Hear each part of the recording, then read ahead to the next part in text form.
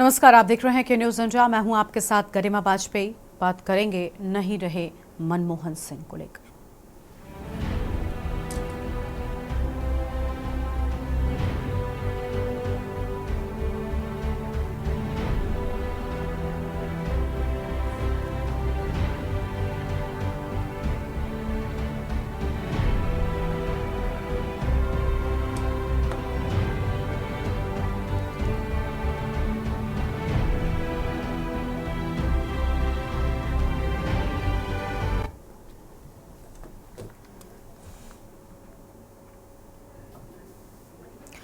पूर्व प्रधानमंत्री डॉक्टर मनमोहन सिंह नहीं रहे। 92 साल की उम्र में उनका दिल्ली एम्स में निधन हो गया। उन्हें उम्र संबंधी दिक्कतों की वजह से गुरुवार रात 8:06 पर एम्स में भर्ती कराया गया था।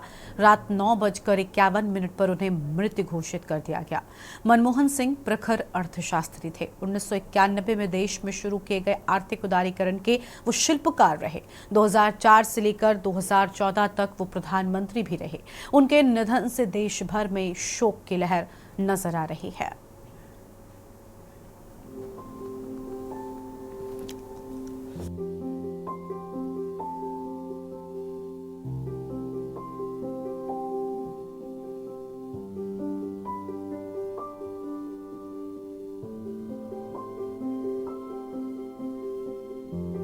पीएम मोदी ने मनमोहन सिंह को श्रद्धांजलि देते हुए अपने शोक संदेश में कहा कि पूर्व पीएम मनमोहन सिंह का जीवन देशवासियों के लिए एक प्रेरणा स्रोत रहा। एक अर्थशास्त्री के रूप में उन्होंने अलग अलग स्तर पर भारत सरकार में सेवाएं दी। उन्होंने रिजर्व बैंक के गवर्नर के रूप में सेवाएं दी। पूर्व पीएम पीवी नरसिम्हा राव की सरकार में वित्त मंत्री रहे और देश में आर्थिक उदारीकरण की नींव रखी। जनता के प्रति, देश के विकास के प्रति उनका जो समर्पण था, उसे हमेशा बहुत सम्मान से देखा जाएगा। डॉक्टर मनमोहन सिंह का जीवन ईमानदारी, सादगी का प्रतीक था। उनकी सौम्यता, बौद्धिकता उनके जीवन की पहचान रही। मुझे याद है जब राज्यसभा में उनका कार्यकाल समाप्त हुआ था तो मैंने कहा था कि उनका बतौर सांसद समर्पण सीखने लायक है। उच्च पदों पर रहने के बावजूद अपनी जड़ों को कभी नहीं भूले। वे सभी के लिए सहज उपलब्ध रहे। जब मैं मुख्यमंत्री था तो मनमोहन सिंह के साथ राष्ट्रीय और अंतर्राष्ट्रीय मुद्दों पर खुले मन से चर्चा होती थी। दिल्ली आने के बाद भी उनसे समय समय पर चर्चा होती थी। वो चर्चाएं और मुलाकातें मुझे हमेशा याद रहेंगी। आज इस कठिन घड़ी में मैं उनके परिवार के प्रति संवेदनाएं अर्पित करता हूँ। बहुत कुछ खोकर भारत आना और यहाँ जीवन के हर क्षेत्र में उपलब्धियां हासिल करना, ये सामान्य बात नहीं है। अभावों और संघर्षों से ऊपर उठकर कैसे ऊंचाइयों को हासिल किया जा सकता है, उनका जीवन ये सीख भावी पीढ़ी को देता रहेगा। डॉक्टर मनमोहन सिंह जी का जीवन उनकी ईमानदारी और सादगी का प्रतिबिंब था। वो विलक्षण सांसद थे। उनकी विनम्रता, सौम्यता और उनकी बौद्धिकता उनके संसदीय जीवन की पहचान बनी। मुझे याद है कि इस साल की शुरुआत में जब राज्यसभा में उनका कार्यकाल समाप्त हुआ, तब मैंने कहा था कि सांसद के रूप में डॉक्टर साहब की निष्ठा सभी के लिए प्रेरणा जैसी है। सत्र के समय अहम मौकों पर वो व्हीलचेयर पर बैठकर आते थे, अपना संसदीय दायित्व निभाते थे। दुनिया के प्रतिष्ठित संस्थानों की शिक्षा लेने और सरकार के अनेक शीर्ष पदों पर रहने के बाद भी वो अपनी सामान्य पृष्ठभूमि के मूल्यों को कभी भी नहीं भूले। दलगत राजनीति से ऊपर उठकर उन्होंने हमेशा हर दल के व्यक्ति से संपर्क रखा, सबके लिए सहज उपलब्ध रहे जब मैं मुख्यमंत्री था तब डॉक्टर मनमोहन सिंह जी के साथ राष्ट्रीय और अंतर्राष्ट्रीय अनेक विषयों पर उनसे खुले मन से चर्चाएं होती थी। पूर्व प्रधानमंत्री डॉक्टर मनमोहन सिंह का पार्थिव शरीर कल 28 दिसंबर को कांग्रेस मुख्यालय लाया जाएगा, जहां लोग उन्हें श्रद्धांजलि देंगे। उनका अंतिम संस्कार राजघाट के पास किया जाएगा। पूर्व प्रधानमंत्री डॉक्टर मनमोहन सिंह के निधन पर कांग्रेस महासचिव केसी वेणुगोपाल ने कहा, ये देश और कांग्रेस के लिए बहुत दुखद दिन है। वे देश के प्रशासकों में से एक थे। जहां एक कांग्रेस का सवाल है, हमने अपने महान नेताओं में से एक को खो दिया। 10 साल तक प्रधानमंत्री और 5 साल तक वित्त मंत्री के रूप में अपने कार्यकाल के दौरान उन्होंने सुशासन का प्रदर्शन किया। यह देश के लिए बहुत बड़ी क्षति है। पूर्व पीएम के निधन के शोक में कर्नाटक विधानसभा का झंडा आधा झुका दिया गया है। कांग्रेस मुख्यालय में अंतिम दर्शन के लिए पार्थिव शरीर रखा जाएगा। मनमोहन सिंह की बेटी आज देर रात तक भारत पहुंच सकती हैं। पूर्व पीएम का पार्थिव शरीर अंतिम दर्शन के लिए कांग्रेस मुख्यालय में रखा जाएगा। आम लोग पूर्व पीएम के अंतिम दर्शन शनिवार सुबह 8 बजे से लेकर 10 बजे तक कर सकेंगे। कांग्रेस मुख्यालय से ही मनमोहन सिंह के पार्थिव शरीर को अंतिम संस्कार के लिए ले जाया जाएगा। प्रधानमंत्री नरेंद्र मोदी पूर्व पीएम मनमोहन सिंह को श्रद्धांजलि देने पहुंचे। केंद्रीय गृह मंत्री अमित शाह और भाजपा अध्यक्ष जेपी नड्डा भी इस दौरान पूर्व पीएम के आवास पर मौजूद रहे। केंद्रीय गृह मंत्री अमित शाह पूर्व प्रधानमंत्री मनमोहन सिंह को श्रद्धांजलि देने उनके आवास पहुंचे हैं। 7 दिवसीय राजकीय शोक की घोषणा। केंद्र सरकार ने पूर्व प्रधानमंत्री मनमोहन सिंह के 26 दिसंबर 2024 को नई दिल्ली के एम्स अस्पताल में निधन के बाद 26 दिसंबर 2024 से 1 जनवरी 2025 तक पूरे देश में 7 दिवसीय राजकीय शोक की घोषणा की है। इस दौरान उन सभी स्थानों पर राष्ट्रीय ध्वज आधा झुका रहेगा जहां इसे पारंपरिक रूप से फहराया जाता है और सभी आधिकारिक कार्यक्रम स्थगित रहेंगे।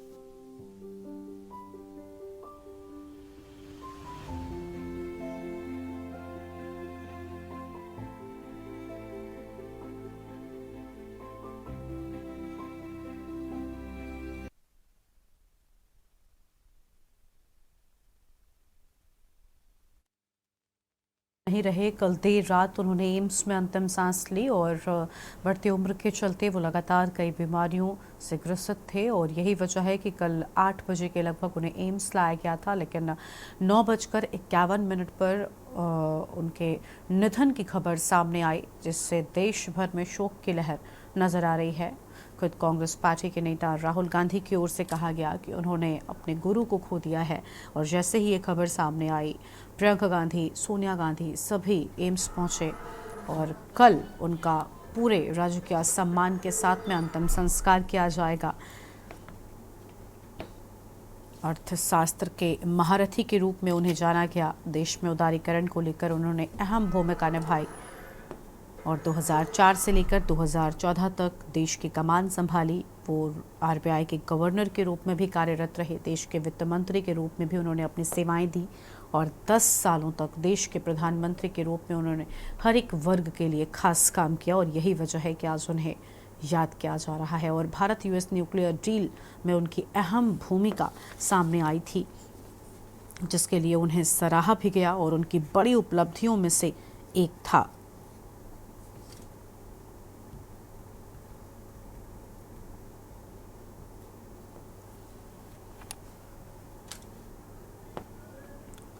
रात 9:51 पर अंतिम सांस ली थी उन्होंने और आज हम करेंगे चर्चा। हमारे साथ में वरिष्ठ पत्रकार दिल्ली से महेंद्र सिंह जी हैं, विशेष संवाददाता दिल्ली से अखिलेश सिंह जी जुड़ चुके हैं। पहले अखिलेश जी को जोड़ लेते हैं, उसके बाद महेंद्र सिंह जी के साथ में चर्चा करेंगे। अखिलेश जी, क्या पूरी जानकारी है? 7 दिनों का फिलहाल राष्ट्रीय शोक घोषित कर दिया गया है। लगातार जो राजनीति के दिग्गज हैं वो उन्हें अंतिम श्रद्धांजलि देने के लिए, उनके अंतिम दर्शन करने के लिए पहुंच रहे हैं। खुद प्रधानमंत्री नरेंद्र मोदी की ओर से भी कहा गया कि उनकी जो कार्यशैली थी उससे हमेशा याद किया जाएगा और किस तरीके से उन्होंने भी पूर्व प्रधानमंत्री मनमोहन सिंह से प्रेरणा ली। अपने वक्तव्य के दौरान वो ये सारी बातें कहते नजर आए।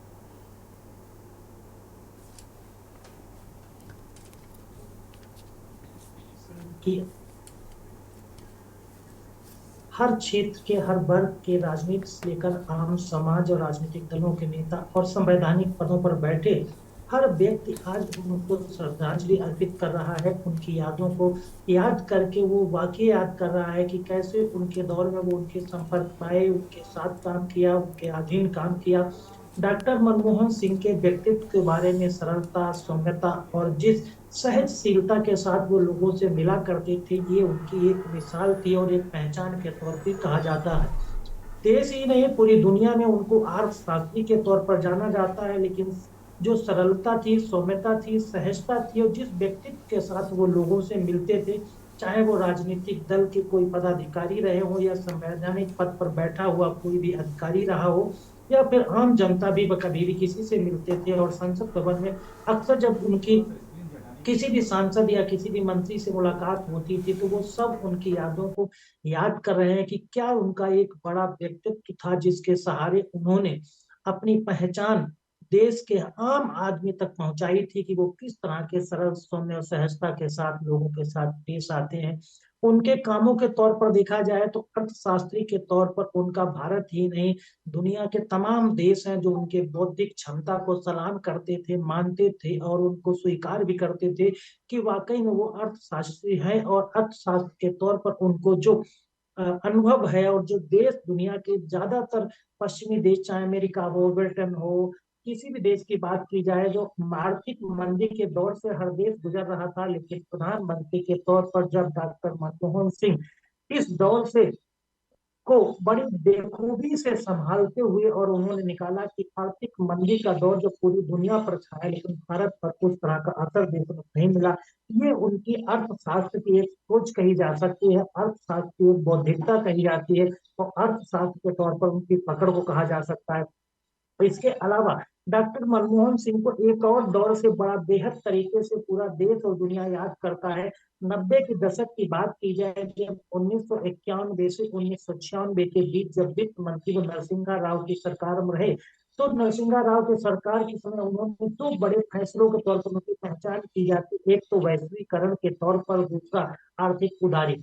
ये दो ऐसे शब्द हैं जिनको लेकर ये उनके नाम के साथ जुड़े हैं, यानी डॉक्टर मनमोहन के साथ कि वैश्वीकरण और आर्थिक उदारी के नामों के साथ उनका नाम लिया जाता है, कि किस तरह से 90 के दशक में भारत की आर्थिक नींव की उन्होंने एक मजबूत कह सकते हैं कि सीढ़ी की तैयार की, जो आज उस पर भारत आगे बढ़ता हुआ, चढ़ता हुआ दिख रहा है। और विकासशील भारत, विकसित भारत की ओर अगर बढ़ रहा है, तो इसके लिए डॉक्टर मनमोहन सिंह की उस आर्थिक उदारी नीति को और वैश्वीकरण के दौर को 90 के दशक शुरुआत मानी जा सकती है, जीवन के जिसका ही चलते उन्हें नतीजा याद कर है रहा कि है। आज भारत ठीक है अपने अखिलेश जी, आपके पास में लौटेंगे और विस्तार से आपके साथ में हम चर्चा को आगे बढ़ाएंगे और मेहमान भी हमारे साथ में जुड़े हुए हैं, लेकिन उससे पहले एक छोटे से ब्रेक के लिए आप पर रुकते हैं, कहीं मत जाइएगा, फौरन लौटेंगे। ब्रेक के बाद आप सभी का स्वागत है। पूर्व प्रधानमंत्री डॉक्टर मनमोहन सिंह नहीं रहे। 92 साल की उम्र में उनका दिल्ली एम्स में निधन हो गया। उन्हें उम्र संबंधी दिक्कतों की वजह से गुरुवार की रात 8:06 पर एम्स में भर्ती कराया गया था और रात 9:51 पर उन्हें मृत घोषित कर दिया गया। मनमोहन सिंह प्रखर अर्थशास्त्री थे। 1991 में देश में शुरू किए गए आर्थिक उदारीकरण के वो शिल्पकार रहे। 2004 से लेकर 2014 तक वो प्रधानमंत्री रहे। उनके निधन से देश भर में शोक की लहर है।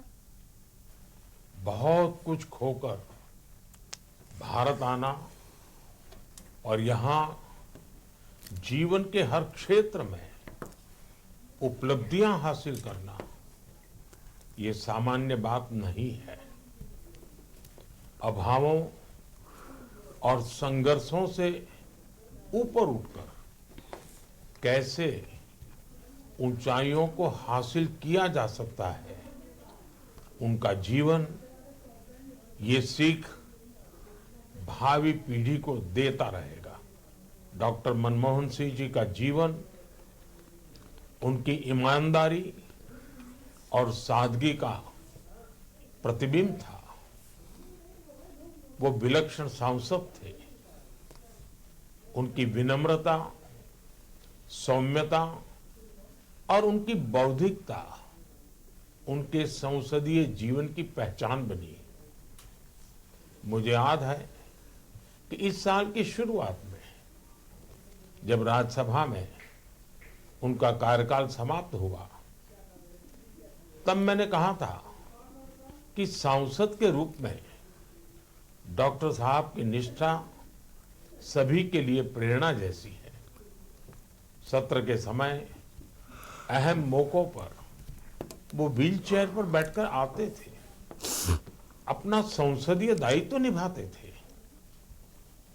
दुनिया के प्रतिष्ठित संस्थानों की शिक्षा लेने और सरकार के अनेक शीर्ष पदों पर रहने के बाद भी वो अपनी सामान्य पृष्ठभूमि के मूल्यों को कभी भी नहीं भूले। दलगत राजनीति से ऊपर उठकर उन्होंने हमेशा हर दल के व्यक्ति से संपर्क रखा, सबके लिए सहज उपलब्ध रहे।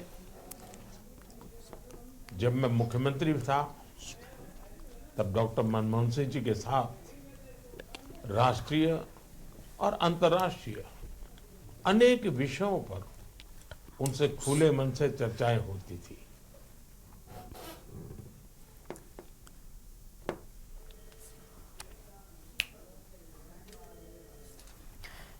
तो प्रधानमंत्री नरेंद्र मोदी को आपने सुना। पूर्व प्रधानमंत्री मनमोहन सिंह के निधन को उन्होंने दुखद बताया और साथ उन्होंने बताया कि किस तरीके से उनका जीवन रहा और ईमानदारी और सादगी पूर्ण जीवन उन्होंने जिया, जिसके चलते आज देश भर के लोग उन्हें याद कर रहे हैं। हम चर्चा कर रहे हैं, हमारे साथ में महेंद्र सिंह जी हैं, वरिष्ठ पत्रकार हैं दिल्ली से। बहुत स्वागत सर आपका। महेंद्र जी, मनमोहन सिंह की अगर हम बात करें तो वो एक ऐसे शख्स थे जिन्होंने अलग अलग क्षेत्रों में अपनी बड़ी अहम भूमिका निभाई। वो हमेशा मिडिल क्लास लोगों के बारे में ज़्यादा सोचते थे और जिस तरीके के उन्होंने नीतियों को अपनाया, जिस तरीके की योजनाएं उन्होंने अपने कार्यकाल के दौरान लेकर आए, उसी के चलते आज उन्हें हर कोई याद कर रहा है। राहुल गांधी ने ये तक कह दिया कि मैंने अपना गुरु खो दिया है। उनका जाना राजनीतिक जगत के लिए कितनी बड़ी क्षति है? साहब को बिल्कुल आपने ठीक कहा कि वो दरअसल एक का अंत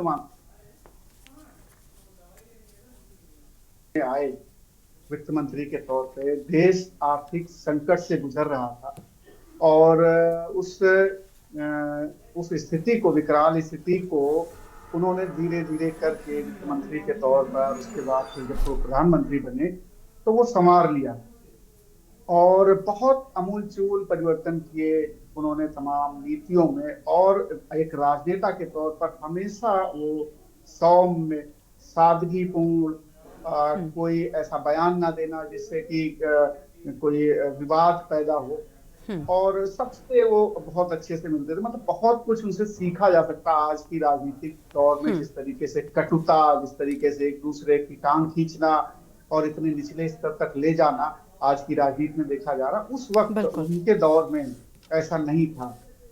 कई दफे ऐसा हुआ कि वो बड़े सेंटिमेंटल भी थे। एक बार अटल बिहारी वाजपेयी साहब ने, जो विपक्ष के नेता थे वाजपेयी साहब और ये वित्त मंत्री थे, तो बड़ी आलोचना कर दी बजट की। नरसिम्हा राव उस वक्त प्राइम मिनिस्टर हुआ करते थे, तो इन्होंने प्रधानमंत्री को अपना इस्तीफा सौंप दिया जाकर के।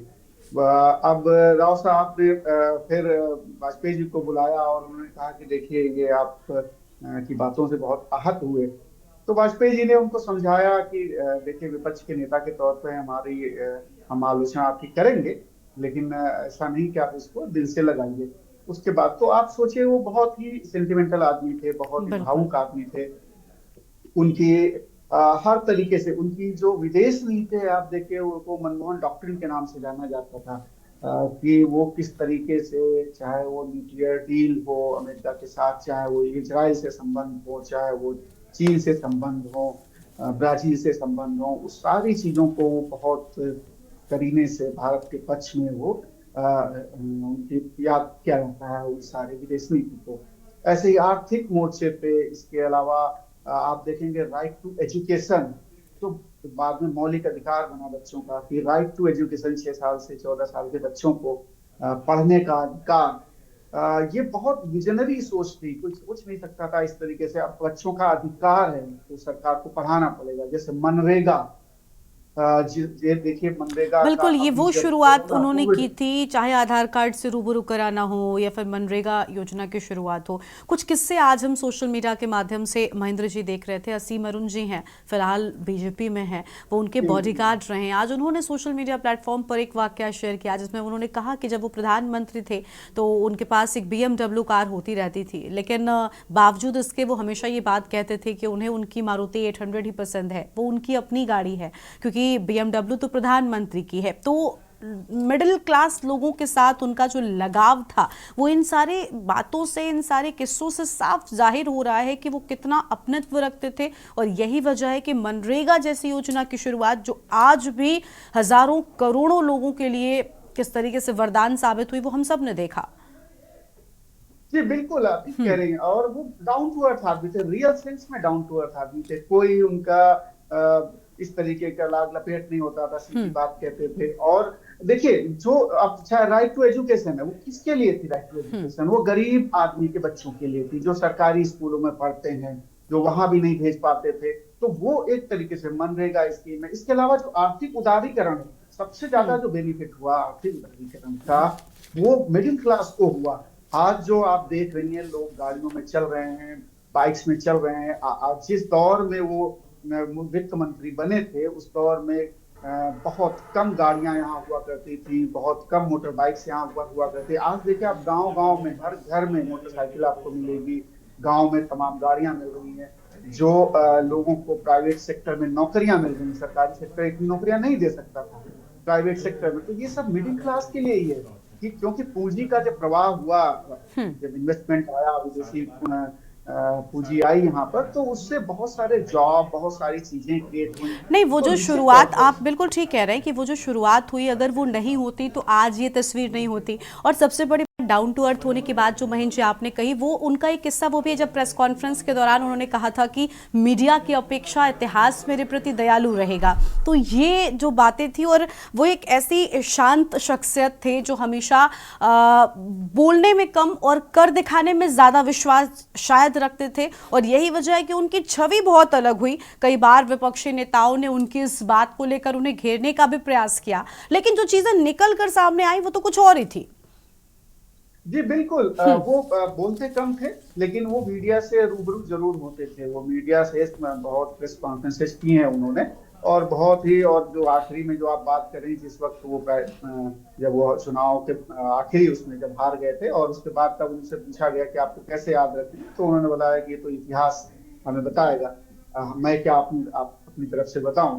तो निश्चित तौर पर बहुत ही डाउन टू अर्थ थे। और उनके काम बोलते थे। वो चाहे न्यूक्लियर डील को लेकर के अड़ जाना हो, वो चाहे तमाम मनरेगा की स्कीम हो, आधार कार्ड की स्कीम हो, तमाम इंस्पेक्टर राज को खत्म करने की बात हो, मतलब उनके एक्शन, उनके आप एनालिसिस के लिए उनके 10 साल के कार्यकाल को, तो आप देखेंगे कि उसमें एक से बढ़कर एक फैसले हैं जो आज के समय में वो बुनियाद हैं। वो हर एक किसानों के लिए, जैसे उन्होंने ऋण माफ किए किसानों के लिए, उन्होंने फसल के बारे में, या जमीन अधिग्रहण, देखिए कितना बड़ा कि जमीन अधिग्रहण होगा तो उसका रेट अच्छा मिलेगा, उसके बाद पुनर्वास के लिए उन्होंने सारी व्यवस्थाएं की। तो उस तरीके के कानूनों को पास करना, मतलब कोई व्यक्ति होता है सिर्फ कहता है, कोई व्यक्ति होता है कि अपने एक्शन से दिखाता है। तो प्रधानमंत्री मनमोहन सिंह अपने एक्शन वाले थे। वो करके बताते थे। भले ही उनके ऊपर आरोप लगते रहे कि वो रिमोट से चलते हैं वो सरकार, लेकिन उनके आप जब फैसले देखेंगे तो वो फैसले वो बताते हैं कि वो फर्म डिसीजन वाले आदमी थे। वो विनम्र थे, लेकिन उनके डिसीजन जो थे, जो उनकी सरकार ने किए, वो बहुत अच्छे और लोगों के लिए, आम लोगों के फायदे के लिए थे वो डिसीजन। तो इस तरीके से उनकी पूरी शख्सियत को अगर हम देखेंगे तो वो विनम्रता के साथ ठोस फैसले लेने वाले व्यक्ति के तौर पर मिलेगी। आम आदमी के पक्ष में खड़े व्यक्ति की मिलेगी। प्रधानमंत्री के तौर पर उन्होंने 10 साल जो कार्यकाल दिया, उसमें बहुत तेजी से आर्थिक प्रगति हुई। एक दौर था जब 9% की विकास दर, यानी दुनिया में सबसे ज्यादा विकास दर भारत की थी। तो हर लिहाज से अगर देखा जाए कि जब मंदी भी आई थी उनके दौर में, वैश्विक मंदी थी, उस दौर से भी उन्होंने देश को निकाला था। तो बहुत सारी ऐसी उनकी उपलब्धियां हैं जिसके तौर पर डॉक्टर मनमोहन सिंह को याद किया जाएगा, और वो अच्छी उपलब्धियां हैं, अच्छी यादें हैं उनके बारे में।